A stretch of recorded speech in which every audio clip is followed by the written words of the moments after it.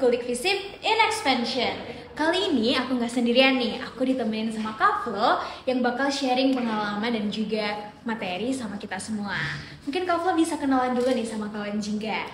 Oke, halo kawan Jingga, perkenalkan nama aku Floren. Aku merupakan salah satu alumni dari Psikologi UB angkatan 2019 kemarin. Nah, sebelumnya aku mau ngucapin selamat nih Kak Flo udah berhasil lulus dari jurusan psikologi dalam waktu 3,4 tahun aja.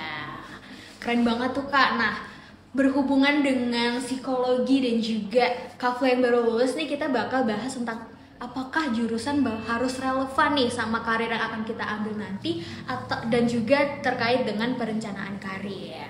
Nah, tanpa nunggu lama-lama kita langsung aja ke pembahasannya.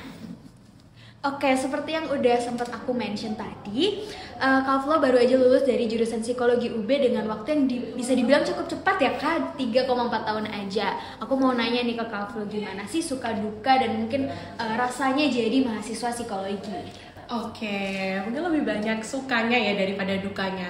Sukanya tentu aja di situ aku bisa belajar banyak hal baru ya tentang kepribadian manusia terutama, karena emang tujuan awal aku untuk kuliah di psikologi, aku pengen mengenal karakter orang, pengen mengenal kepribadian orang dengan lebih lagi. Ternyata di psikologi UB ini ditambahin nih, aku bisa sambil kata orang sih rawat jalan ya, tanda kutip ya, bisa sambil mengembangkan juga diri aku, jadi juga semakin mengenal diri aku. Banyak banget pembelajaran berharga, bukan cuma tentang mengenal orang lain, tapi juga mengenal lebih baik akan diri sendiri.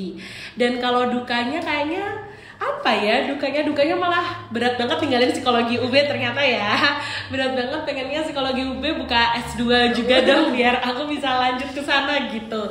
Kalau dukanya mungkin itu lebih ke di awal-awal kemarin aja sih sebenarnya.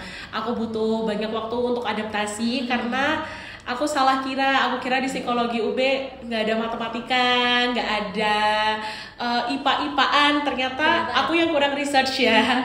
Aku yang kurang research ternyata ada, tapi sering berjalannya waktu dengan adaptasi dan juga belajar bareng teman-teman, itu semua bisa terlewati sih. Waduh, keren banget. Jadi memang selain bisa mengenal orang, bisa mengenal diri lebih baik lagi gitu ya Kak. Oh, keren banget. Nah, aku juga mau nanya nih, selama Kak Flo jadi mahasiswa nih di psikologi UB, Kak Flo ini tipe orang yang punya planning gak sih Kak, atau punya perencanaan karir ke depannya tuh gimana gitu? Iya, aku termasuk orang yang punya plan, karena aku termasuk orang yang harus terencana ya segala sesuatunya seperti itu. Dan untuk perencanaan karir aku sendiri, aku pengen di bidang perkembangan anak seperti itu, di bidang perkembangan anak. Oleh karena itu, aku mengambil kemarin sempet nih kerja di sekolah yang preschool kayak gitu, dari anak umur 0 sampai 3 tahun. Itu sebagai salah satu bentuk aku belajar untuk nanti proyeksi karir aku ke depannya, seperti itu. Gitu. Kenapa sih Kak pengen milih untuk perkembangan anak gitu? Oke, karena aku karena aku emang tertarik sama anak-anak dari dulu, dan aku merasa bahwa anak-anak ini bukan cuma di Indonesia tapi di seluruh dunia ini, anak-anak itu butuh banget pembelajaran yang baik, butuh banget pendidikan yang baik, dan butuh banget dia penanaman karakter yang baik. Karena apa yang dimulai dan ditanamkan dari anak-anak tuh bakalan dia bawa sampai dewasa nanti. Karena ada yang terkenal nih istilah inner child seperti itu, dan itu memang benar adanya seperti itu loh. Apa yang sudah ditanamkan dari kecil akan berkembang sampai dia nanti besar. Dan bisa jadi kita sekarang ini yang udah gede ini bawaan didikan kita dari kecil seperti itu. Dan kenapa aku tertarik, karena aku pengen banget anak-anak ini, terutama mungkin di Indonesia ya, scope aku masih mikir proyeksi aku di Indonesia ini, pengen biar mereka berkembang dengan selayaknya anak-anak harus berkembang dan memiliki karakter yang baik aja sih. Di tengah era digital ini yang serba tantangannya serba banyak banget, biar mereka bisa punya karakter yang baik seperti itu. Keren banget sih, biar perkembangan karakter anak Iya, itu betul. juga dari awal udah dibentuk gitu ya Kak. Betul. Nah, ngomongin tentang perencanaan dan planning karir nih Kak, kalau menurut yang aku baca dari Korey, perencanaan karir merupakan suatu proses yang mencakup penjelajahan pilihan dan persiapan diri untuk sebuah karir. Nah, kalau menurut Dillard, perencanaan karir ini memiliki memiliki tujuan untuk meningkatkan kesadaran diri dan pemahaman diri, mencapai kepuasan pribadi, mempersiapkan diri pada penempatan yang memadai, dan juga mengefisiensikan waktu dan usaha yang dilakukan dalam berkarir. Nah, kalau menurut Kak Flo sendiri, apakah betul perencanaan karir itu seperti itu, dan apakah ada hal-hal khusus Kak untuk melakukan perencanaan karir itu sendiri? Benar, perencanaan karir itu sebuah proses ya, sebuah proses yang panjang banget tentunya, karena setiap orang pasti butuh waktu ya untuk menentukan path karir gitu. Biasanya waktu kuliah disuruh bikin mind map, ingin jadi seperti apa nantinya. Itu serangkaian proses yang panjang banget, dan tadi mungkin sudah dijelaskan ya tentang memahami diri, mencapai kepuasan diri, mempersiapkan diri untuk pada akhirnya dapat memilih pilihan karir yang sesuai dengan yang diinginkan. Nah, apa aja sih yang perlu diterapkan dalam perencanaan karir? Yang pertama banget itu adalah penilaian diri.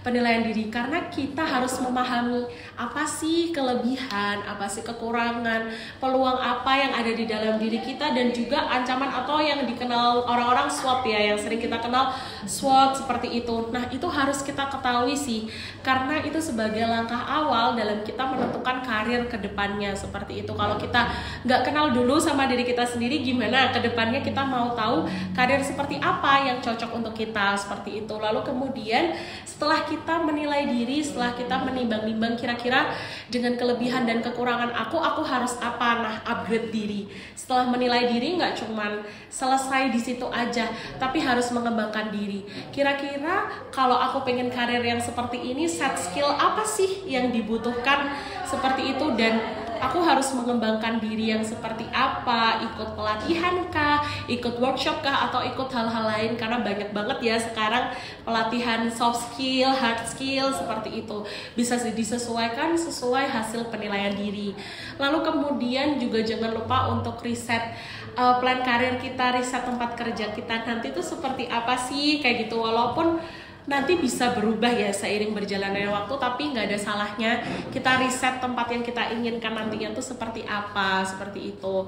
Lalu kemudian adalah network atau jaringan. Relasi jaringan itu penting banget untuk dipersiapkan di dalam perencanaan karir. Jadi teman-teman kalau misalkan di sini dapat kesempatan untuk berkembang, untuk berelasi, jangan sampai disia-siain sih. Apalagi ini misalkan yang nonton ada anak-anak dari organisasi seperti itu, ketika dapat kesempatan untuk presentasi pitch deck misalkan ke dekan atau misalkan ke perusahaan-perusahaan, dipersiapkan yang matang, karena kita nggak tahu, siapa tahu perusahaan atau siapa tahu orang itu nanti jadi partner bekerja kita seperti itu. Lalu juga network bisa dibangun dari LinkedIn misalkan, atau Jobstreet, atau portal-portal pencari kerja lainnya seperti itu. Lalu kemudian jangan lupa juga personal branding, itu hal yang perlu diperhatikan sih dalam perencanaan karir. Karena mungkin orang-orang bilang ya kita adalah apa yang kita lihat, tapi kita nggak bisa seperti itu. Kita juga adalah apa yang orang lain lihat, karena mereka punya hak gitu loh untuk melihat kita. Karena pencari recruiter kan juga tentunya ngelihat kita. Nggak mungkin dong kita aku adalah aku seperti itu. Kita juga harus gimana sih kita dilihat orang lain. Dan kemudian adalah yang terakhir, paling penting menurutku adalah menjadi manusia yang adaptif dan fleksibel seperti itu. Karena kita nggak tahu ke depannya apakah tujuan kita ini akan selalu linear, apakah tujuan kita ini akan selalu tercapai sesuai inginnya kita. Dan menurutku adaptasi sama fleksibel itu kunci yang paling utama dalam perencanaan karir seperti itu sih. Keren banget nih jawabannya. Mungkin aku izin highlight beberapa hal ya Kak. Yang pertama, kita tuh harus mengenali diri kita terlebih dahulu, dari SWOT-nya, SWOT-nya. Lalu setelah itu kita bisa mengupgrade diri dengan cara mengikuti mungkin kelas-kelas workshop soft skill dan juga hard skill. Nggak lupa kita juga harus riset nih, gimana sih karir yang kita mau itu ke depannya, biar kita tuh juga punya gambaran terkait dengan karir kita. Setelah itu jangan lupa juga mencari network dan relasi sebanyak-banyaknya. Jangan sampai menyia-nyiakan kesempatan untuk berelasi seperti itu ya Kak. Lalu kita juga harus memiliki personal branding, biar orang-orang tuh bisa melihat bagaimana kita seperti itu. Dan jangan lupa untuk menjadi pribadi yang adaptif, karena zaman akan terus berubah, the world is shifting. Jadi kita harus bisa adaptif dengan dunia seperti itu. Nah, kalau menurut Kak Flo sendiri nih, apakah kita semua itu harus melakukan perencanaan karir? Harus banget kita melakukan perencanaan karir. Mungkin banyak orang yang bilang let it flow kayak gitu, biarkan ngalir aja seperti itu. Oke, nggak apa-apa punya mindset seperti itu, tapi ketika kita bisa merencanakan sesuatu yang memang itu bisa baik untuk kita dan merupakan tujuan kita, kenapa enggak gitu? Kenapa harus dibiarkan mengalir begitu saja? Karena mengalir itu, kita mau mengalir kemana? Kan itu banyak banget kan, sungai aja alirannya kemana-mana, apalagi hidup kita gitu. Kalau kita biarkan mengalir gitu aja, kita mau kemana? Dan boleh let it flow, tapi kita harus tahu tujuan akhir kita tuh yang mana, aliran kita mau kita bawa kemana, seperti itu. Nah, karena kita harus punya arah yang jelas sih, kita harus punya arah yang jelas. Toh banyak orang yang sudah tertata pun, sudah planning dengan baik, itu aja masih bisa belok-belok seperti itu, apalagi yang tidak punya arah yang jelas. Lalu kemudian penting banget sih untuk perencanaan karir, karena kita jadi punya kepercayaan diri yang lebih. Jadi ketika ditanya orang habis ini mau kemana, kita lebih pede buat ngejawabnya. Kita punya efikasi diri dan kita pun sudah tadi mempersiapkan diri, pastinya sudah upgrade. Tentunya kalau kita udah upgrade diri, itu bisa menambah kepercayaan diri kita minimal 10% lah ya daripada orang lain, seperti itu. Dan kemudian kita juga bisa belajar nih gimana caranya mengambil keputusan yang efektif, decision making yang efektif seperti itu. Karena di situ kita belajar dalam merencanakan karir, kan berarti kita harus memutuskan sesuatu. Kan rencana karir itu bukan cuma melulu aku pengen kerja di sana terus kita nggak melakukan apa-apa, tapi kita harus mengambil keputusan mulai dari yang paling kecil seperti itu. Mulai dari yang kecil, misalkan nanti kalau aku kerja di sini aku bakalan tinggal di mana ya, kalau aku kerja di sini aku bakalan kerja sama siapa orang-orangnya, bos aku nanti siapa. Itu kan hal-hal yang harus kita pikirkan seperti itu. Lalu kemudian adalah kita jadi punya pola pikir yang berkembang. Kita punya jadi pola pikir yang berkembang yang pada akhirnya membuat kita tuh menjadi punya personal development yang baik seperti itu. Perencanaan karir itu soalnya sekompleks itu sih, dan ternyata manfaatnya juga sebanyak itu. Nggak ada salahnya kok kita merencanakan sesuatu, kita punya ekspektasi yang tinggi, asalkan kita juga punya semangat, kita juga punya aksi untuk mencapai hal itu, kayak gitu. Keren banget. Jadi memang menurut Kak Flo, perencanaan karir itu memang satu hal yang penting ya Kak. Betul. Gak apa-apa memiliki mindset let it flow, tapi tetap harus tahu tujuan akhirnya di mana gitu. Nah, kan Kak Flo sendiri juga dari psikologi nih, Kak, aku mau tanya, kan setiap orang itu memiliki pola pikir dan juga kebiasaan yang berbeda-beda nih Kak. Betul. Apakah perencanaan karir itu bisa disesuaikan dengan pola pikir orang-orang yang berbeda-beda itu kah? Atau ada satu hal yang saklek gitu, satu hal yang pasti gitu? Oke, kalau perencanaan karir memang sesuai pola pikir masing-masing orang, karena benar orang-orang punya pola pikir dan kepribadiannya masing-masing ya, dan itu menentukan sekali bagaimana dia. Dan pola pikir di sini yang paling berpengaruh adalah growth mindset. Ketika seseorang punya pola pikir yang berkembang, seseorang punya pola pikir yang ingin terus belajar, maka itu sangat mempengaruhi perencanaan karirnya.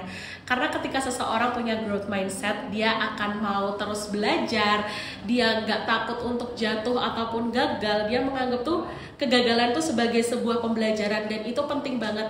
Karena di dalam rencana kita, ketika kita menjalaninya pasti ada 1-2 kali yang namanya gagal. Satu gagalnya ini mungkin gagal versi kita ya, bukan versi orang lain. Mungkin versi orang lain kita udah bagus, tapi ternyata versi kita gagal. Tapi ketika kita punya growth mindset, kita punya pola pikir yang berkembang, itu akan mempengaruhi kehidupan kita. Dan itu bagus banget sih untuk perencanaan karir kita.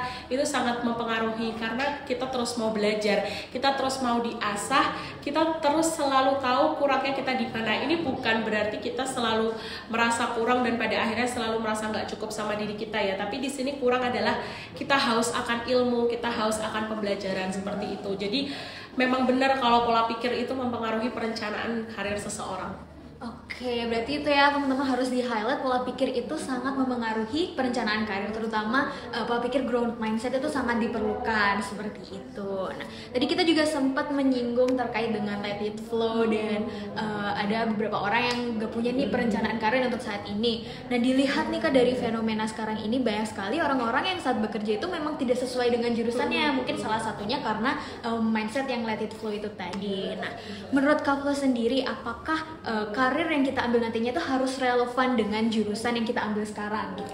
Oke, kalau melihat fenomena yang ada sekarang, sepertinya nggak harus ya, karena memang kita nggak tahu apa yang terjadi ke depannya. Terus apakah pekerjaan nanti kan, kalau sekarang mungkin yang lagi rame digital marketing kayak gitu kan. Kalau dulu kan mungkin digital marketing gak seramai ini, dan ternyata setiap orang itu bisa punya kesempatan yang sama karena set skill yang dipelajarin itu loh. Set skill yang dipelajarin masing-masing jurusan tuh ada relevansinya ternyata. Mungkin kalau jurusannya dilihat-lihat, apa sih jurusan ini kayaknya nggak cocok deh sama kerjaan ini.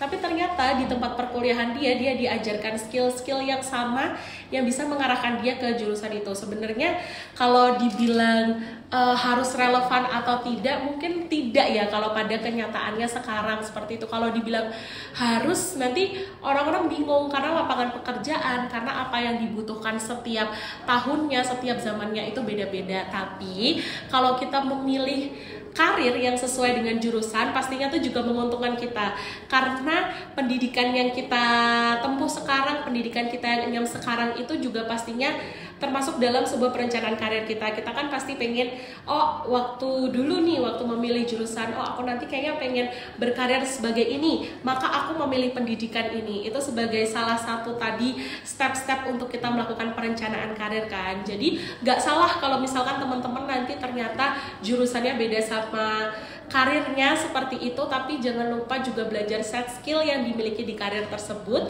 Tapi kalau misalkan sefrekuensi juga, selinier itu juga nggak masalah, karena tujuan teman-teman berkuliah, tujuan teman-teman menempuh jurusan yang sekarang tentunya juga untuk karir yang baik ke depannya, seperti itu. Betul banget. Jadi teman-teman kalau misalnya memang tidak relevan nih antara karir dan jurusan itu nggak apa-apa, karena pasti ada set skill yang nantinya juga akan relevan ketika kita pelajari seperti itu. Cuman memang kalau misalnya kita memilih karir yang sesuai, yang relevan dengan jurusan kita, itu akan lebih menguntungkan untuk kita sendiri. Oke nih Kak, mungkin terakhir ada nggak sih pesan dan tips dari Kak Flo untuk kawan jingga di rumah? Oke, buat kawan jingga semuanya, mungkin aku di sini lebih memberikan pesan aja ya, karena kalau tips-tips tadi tentang perencanaan karir sepertinya udah terangkum semuanya gitu ya di awal. Mungkin aku mau ngasih tahu aja, kalau misalkan teman-teman sekarang ada yang di dalam quarter life crisis, atau teman-teman lagi bingung banget sama yang namanya aduh kerjaan, kuliah belum selesai udah mikir kerja dan lain-lain, teman-teman masa depan itu milik kita semuanya. Jadi nggak ada satu orang pun tanpa terkecuali yang nggak punya masa depan. Jadi teman-teman, career preparation ataupun persiapan perencanaan kerja merupakan salah satu cara teman-teman untuk bisa menggapai masa depan teman-teman. Jadi jangan takut untuk belajar, jangan takut untuk melangkah, jangan takut untuk memulai sesuatu, karena yang bikin kita takut itu yang menghambat perkembangan kita untuk mencapai masa depan. Jadi karena masa depan milik kita semua, raih itu dengan mulai persiapan dari sekarang. Karena kalau nggak mulai dari sekarang, mau mulai kapan lagi gitu. Itu sih dari aku. Keren banget nih. Ada hal yang aku highlight, masa depan itu milik kita semua teman-teman. Jadi jangan takut untuk belajar, jangan takut untuk mencoba ya Kak, jangan takut untuk memulai hal baru gitu teman-teman. Nah mungkin tips-tips dan pesan yang disampaikan Kak Flo tadi bisa dicatat nih teman-teman biar nggak lupa, dan bisa dilakukan juga, diterapkan di kehidupan sehari-hari. Nah kawan jingga, tadi kita udah banyak banget nih ngobrolin perencanaan karir, growth mindset juga kita sempat bahas ya Kak. Terus kita juga sempat bahas terkait dengan relevansi jurusan dan juga karir, dan masih banyak lagi yang bisa teman-teman kulik lagi dari apa yang disampaikan Kak Flo tadi. Tapi sayangnya karena keterbatasan waktu, perbincangan kita sudah sampai di sini aja nih. Tapi teman-teman jangan khawatir, kalau misalnya teman-teman masih punya pertanyaan yang banyak nih dari penyampaian yang udah disampaikan tadi Kak, teman-teman bisa langsung hubungi media sosial Kak Flo di mana Kak? Bisa hubungin di Instagram aku mungkin ya, di @florenseglo, atau misalkan kita bisa connect di LinkedIn, namanya panjang banget. Jadi langsung klik link di bio Instagram aku aja, soalnya di situ linknya link LinkedIn aku seperti itu. Nah, keren banget memang, karena personal branding dari LinkedIn itu juga bisa dicantumkan nih teman-teman. Itu salah satu bentuk personal branding ya. Oke, terima kasih banyak nih Kak Flo atas semua paparannya, sharing-sharingnya. Pasti sangat bermanfaat untuk kita semua, dan teman-teman juga pasti sangat terbantu nih dengan apa-apa yang disampaikan oleh Kak Flo tadi. Nah segitu aja tadi teman-teman perbincangan tentang relevansi jurusan dan juga perencanaan karir oleh aku dan Kak Flo. See you kawan jingga.